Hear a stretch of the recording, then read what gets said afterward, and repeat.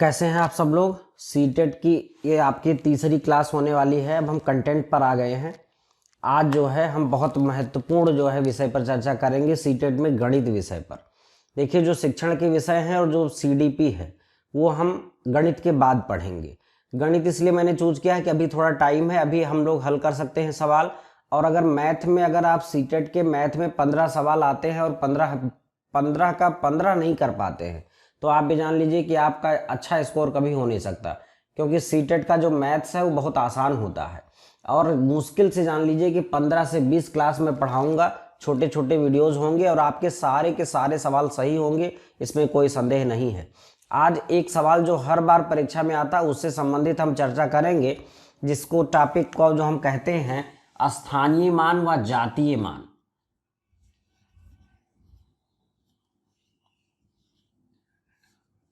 स्थानीय मान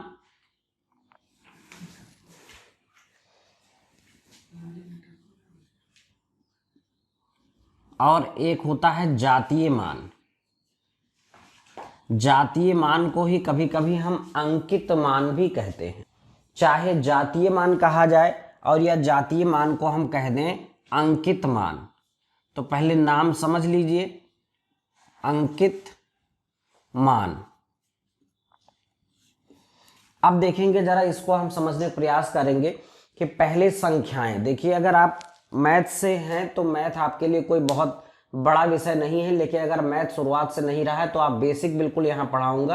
ये मैथ आपके सीटेट के लिए ही है, स्ट्रिक्टली सीटेट के लिए है। बिल्कुल बेसिक जैसे सवाल आते हैं उस तरह से, इस तरह से कि जब आपके 15 सवाल आए तो उसमें से 14 सवाल कम से कम तो आप जरूर कर पाएं। तो इस टारगेट को लेकर के हम ये क्लासेस आपकी ले रहे हैं। अब इसमें जो पहला सवाल आता है, एक बार सवाल तो यहाँ तक पूछ लिया गया था कि एक संख्या लिखी थी और उसको शब्दों में लिखना था। शब्दों में भी लिखना और शब्दों का लिख करके अंकों में लिखना, ऐसे सवाल भी पूछ लिए जाते हैं। क्योंकि सीटेट जो प्राथमिक होता है, जो पेपर 1 होता है वो प्राथमिक कक्षाओं के लिए होता है। और प्राथमिक कक्षाएं कक्षा 1 से 5 तक होती हैं, जो बच्चों के लिए बेसिक्स के लिए बहुत महत्वपूर्ण होती हैं। तो इसलिए सीटेट परीक्षा जो है टीचर्स के बेसिक को जांचना चाहता है, परखना चाहता है कि बेसिक आपका कितना क्लियर है। मैथ में आप ज़्यादा कितना जानते हैं वो ज़रूरत नहीं है, लेकिन आप बेसिक आपका कितना क्लियर है ये बड़ा महत्वपूर्ण है। तो सबसे पहले मैं आपको ये बताता हूं कि कोई संख्या है तो उसको कैसे हम तुरंत ये देख ले कितना लिखा हुआ है। तमाम लोगों को ये समस्या हो जाती है कि अंक से शब्द में बनाने में उनको दिक्कत आ जाती है। तो पहले हम स्थानीय मान की दृष्टि से उस संख्या को हम देख लेते हैं। जैसे मान लीजिए कि एक संख्या है आपकी 7 6 5 4 3 2। अब इस संख्या को हमें पढ़ना है, या कह लीजिए इसको हमें शब्दों में लिखना है। कैसे करेंगे?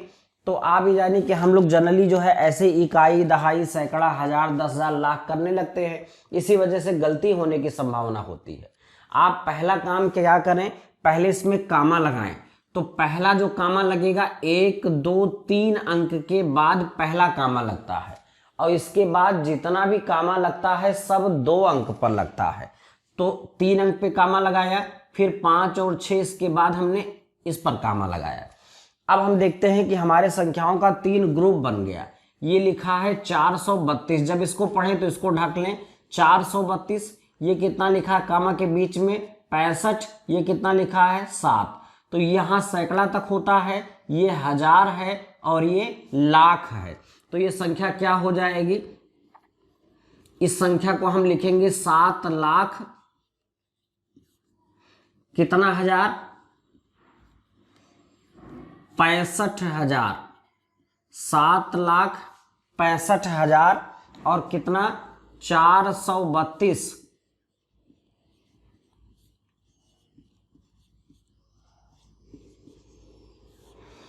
अब दूसरा देखिए जरा आप।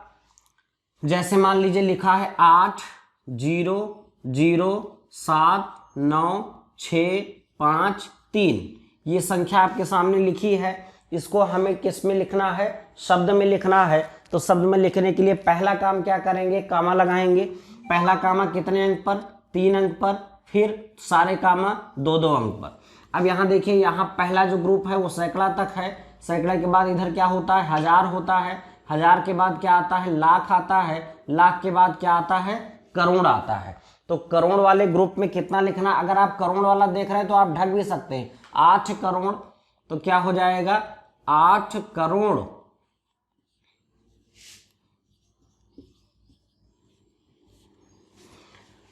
अब देखिए लाख पे कुछ नहीं है तो उसको छोड़ देंगे, 1000 पे है तो 1000 पर क्या है 79,000, 79,000। फिर क्या लिखा सैकड़े में 653, 653। अब यहां बहुत लोगों को लगेगा कि बहुत बेसिक पढ़ा रहे हैं, सवाल आया हुआ है, पूछा भी गया आपसे, तो ये सवाल अगर आपको आता है तो इसको एक बार चेक कर लीजिए कि क्या हमें ठीक से आता है, और अगर थोड़ी बहुत भी दिक्कत है तो आप 10-12 संख्याएं लिख करके उसको आप प्रैक्टिस कर लें, लेकिन बिना कामा लगाए कभी आप संख्या लिखें नहीं, चाहे अंक में लिखना हो चाहे शब्द में लिखना हो। और जब भी आप कामा लगाते हैं तो तुरंत आपका सवाल बहुत आसान हो जाता है, बहुत ही ईजी हो जाता है आपको लिखना। अगला सवाल देखिए, आप लिखा 1735943 2। देखिए कामा लगाइए, 3 अंक पे हमने लगाया, फिर हमने 2 अंक पे कामा लगाया, फिर 2 अंक पे कामा लगाया। अब जरा देखिए ये संख्या ऐसे ही पढ़िए, अब मैं लिखूंगा नहीं।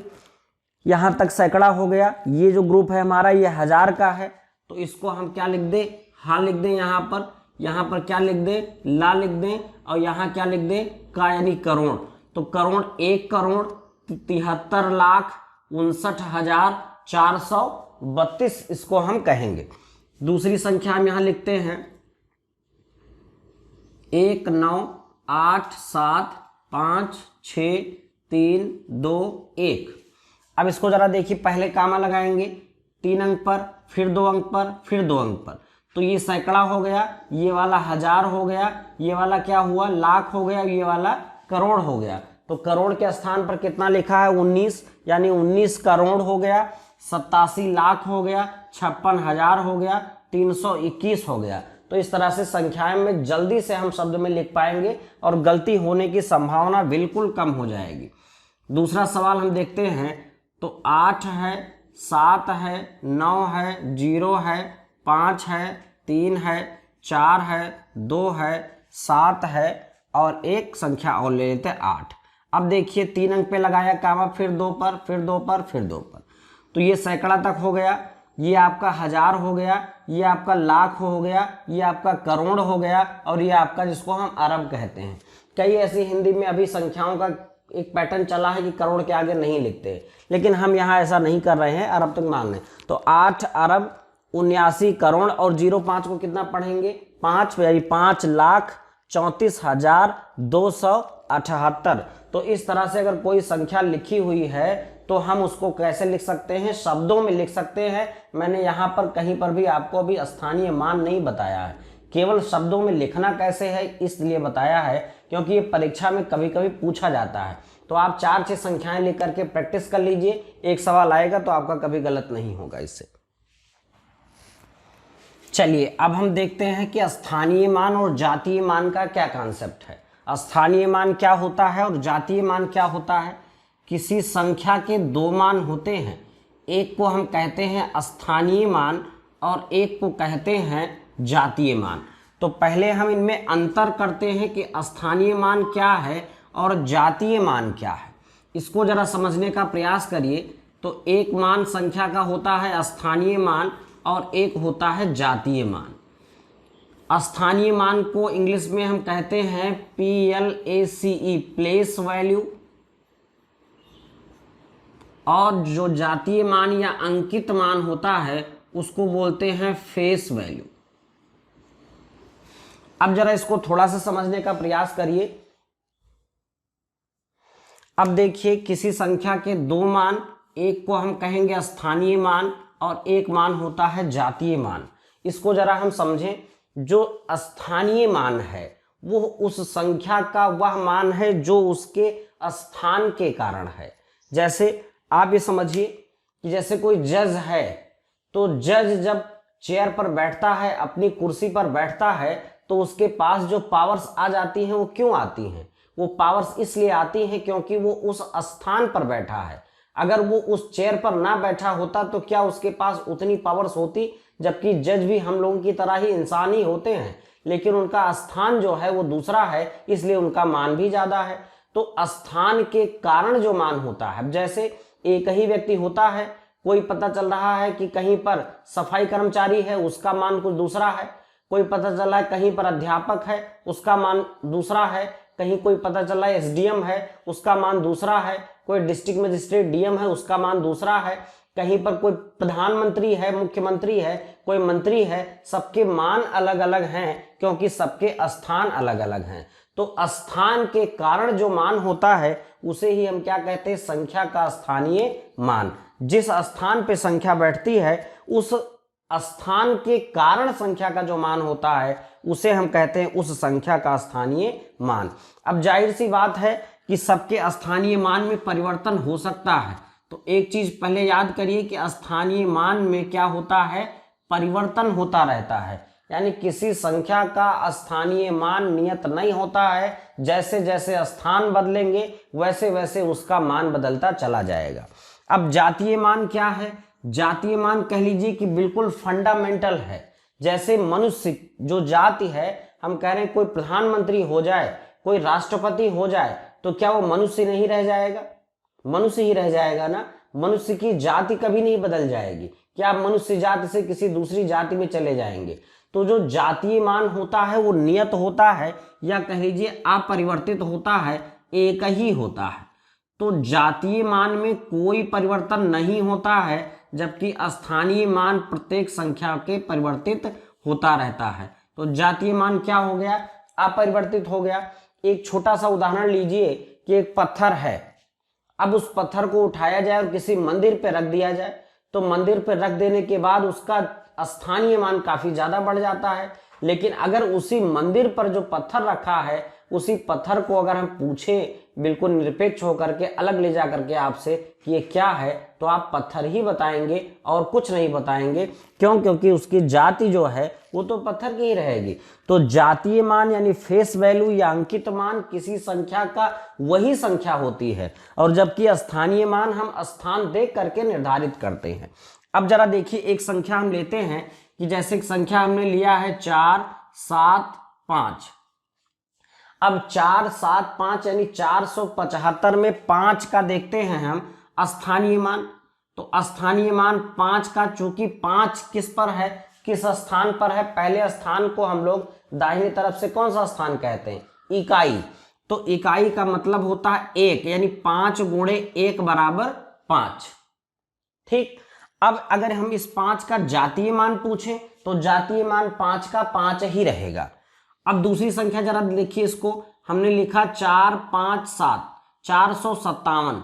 अब हम 5 का स्थानीय मान जानना चाहते हैं, तो 5 का स्थानीय मान देखिए जरा आप, इकाई, फिर क्या हो गई दहाई, दहाई पे पहुंच गया 5, और जब 5 दहाई पे पहुंच गया तो दहाई का मतलब होता है 10 गुना, यानी 5 दहम 50। अभी 5 का जो स्थानीय मान हो गया वो बदल गया, कितना हो गया, स्थानीय मान 50 हो गया। अभी फिर मैं पूछ रहा हूं, लेकिन 5 का जातीय मान 5 ही होगा। पुनः देखिए 547 लिखा गया है। अब यहां पर 5 का स्थानीय मान जरा बताइए, तो 5 का स्थानीय मान इकाई, दहाई, सैकड़ा, यानी सैकड़ा पर है, यानी 500 स्थानीय मान है।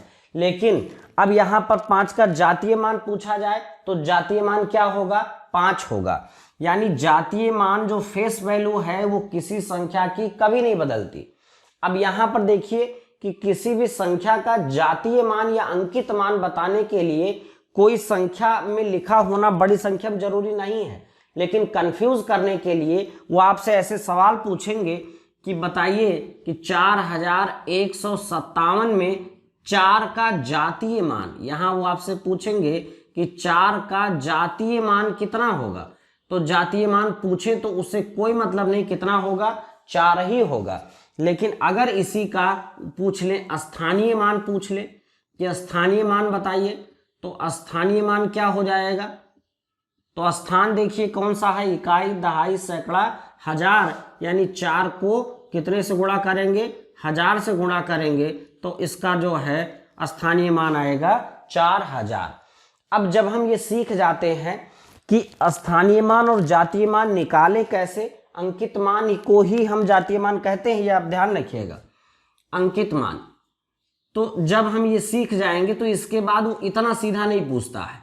वो कोई संख्या देगा, फिर आपसे पूछेगा कि संख्या में इस अंक का स्थानीय मान और जातीय मान का योग कितना होगा, या अंतर पूछ सकता है, या गुणा पूछ सकता है, या भाग पूछ सकता है। इस तरह से कई क्रियाएं करने के लिए वो आपसे कह सकता है।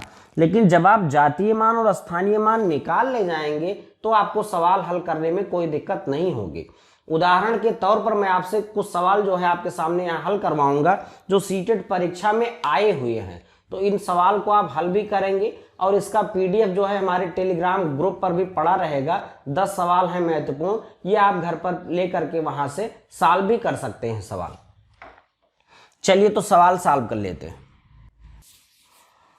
अब देखिए पहला सवाल है 63606 में 6 के स्थानीय मानों का योगफल है। ये लिखा है 63606। इसमें कह रहा है 6 के स्थानीय मानों का योगफल कुल कितना होगा। तो कितनी जगह 6 लिखा, 1 2 3, 3 जगह 6 लिखा है और इन तीनों 6 के स्थानीय मान निकालेंगे। याद रखिएगा स्थानीय मान निकालेंगे तो पहले वाले 6 का स्थानीय मान कितना होगा, 6 हो जाएगा।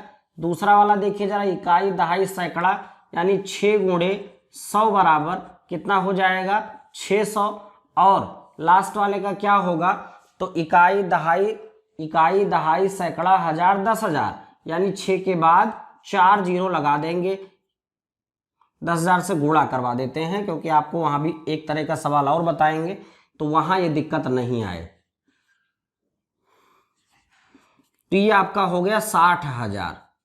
अब आप कभी कभी छोटा सवाल होता है लेकिन जोड़ने में जल्दबाजी कर देंगे, तो आप जोड़ने में जल्दबाजी नहीं करिएगा। 60,606 60,606 आपका हो जाएगा। अब यहां पर एक ट्रिक भी होती है। ट्रिक जब आप ये समझ जाएं तो मैं आपको बता दूंगा। देखिए अगर केवल स्थानीय मान ही पूछा है तो जहां पर अन्य गिनती है वहां जीरो कर दो, जोड़ पूछा है तो। लेकिन ये सब तरीका आप जानिए नहीं, आप लिख करके जोड़ लीजिए, वो ज्यादा ठीक है। क्योंकि कभी अंतर पूछेगा, कभी गुणा पूछेगा, कभी भाग पूछेगा, और अगर आपने कोई तरीका याद किया है, रटा है और उस पैटर्न को कहीं लगा दिया, उत्तर मिल गया तो वो सवाल गलत हो जाएगा। और इतना छोटा सा सवाल जब गलत हो जाएगा तब जान लीजिए कि किस्मत ही खराब है। तो ये गलत ना हो इसलिए पहले आप जो कह रहा है वो काउंट कर लीजिए, इसके बाद जो ऑपरेशंस कह रहा है उनको आप करिए। नेक्स्ट क्वेश्चन हम ले लेते हैं।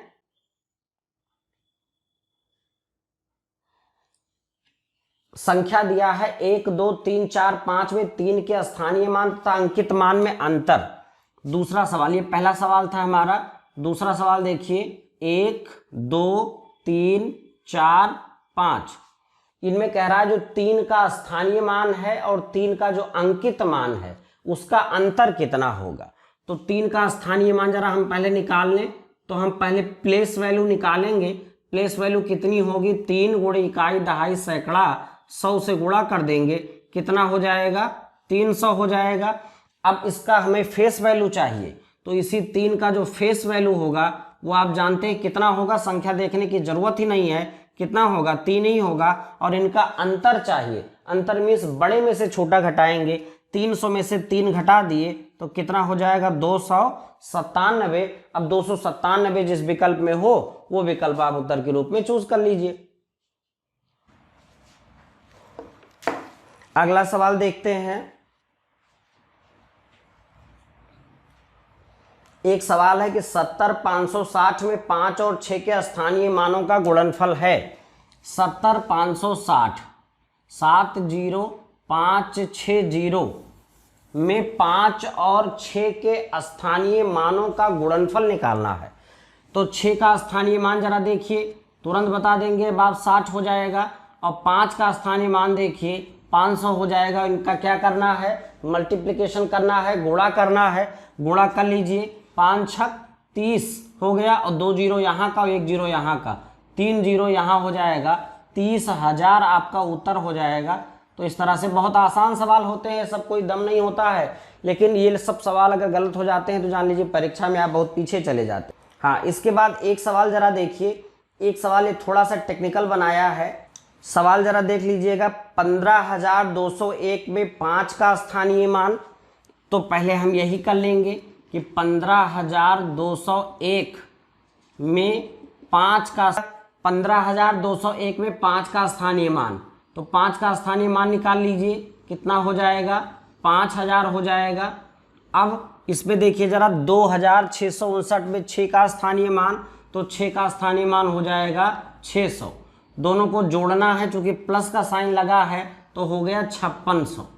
अब सीधा सीधा नहीं पूछा है, अब बराबर में देखिए, बराबर में पूछा है 7 गुणे कितना, तो 7 को पहले ही लिखा है गुणक में, अब गुणा में लिखा है तो पहले देख लीजिए कि 5600 कैसे आएगा। 5600 बराबर लिखा है 7 गुणे डॉट डॉट डॉट, तो 7 को किस संख्या से गुणा करें कि 5600 आ जाए, 5600 के बराबर आ जाए, तो इसको पता करने के लिए आप 7 से 5600 को भाग कर दीजिए। 7 8 56, यानी यहाँ कितना हो जाएगा, 800 आपका उत्तर हो जाएगा, जो आपका सही विकल्प हो जाएगा, आपका चौथा विकल्प यहाँ आपका सही हो जाएगा। एक सवाल ये देख लीजिए, 56,735 में 6 का स्थानीय मान 6 के अंकित मान का कितना गुना है। 56,735 में 6 का स्थानीय मान, तो 6 का स्थानीय मान कितना होगा, 6,000 होगा। और ये कह रहा है अंकित मान का कितना गुना, कितना गुना, तो अंकित मान कितना होगा, अंकित मान 6 होगा। और जब भी कितना गुना निकालना हो तो भाग कर दीजिए छोटी वाली संख्या से, तो 6 कम 6 आपका 1000, कितना गुना हो गया, 1000 गुना। तो ये सवाल आप आसानी से निकाल सकते हैं, लेकिन ये देख लीजिएगा कौन किसका कितना गुना पूछ रहा है, ये जरूर ध्यान रखिएगा। तो कितना गुना है 6000, कितना गुना, तो कितना गुना जो होगा वो ऊपर रहेगा, जिसके बारे में ये पूछा जाएगा कि ये कितना गुना है वो ऊपर रहेगा, और किससे तो वो नीचे जाएगा। तो उसमें पूछा गया था कि 6000 कितना गुना है 6 का, तो 6 से हमने भाग कर दिया, 1000 गुना हमारा उत्तर हो गया। मैंने पूरे पेपर्स को देख लिया है, कहीं भी इससे जटिल सवाल कोई है नहीं। फिर भी अगर आपको लगता है कि कहीं कोई सवाल आपका स्थानीय मान और अंकित मान से फंस जाता है, तो आप जो है कमेंट में आप मुझे सवाल कर दीजिएगा, मैं वहां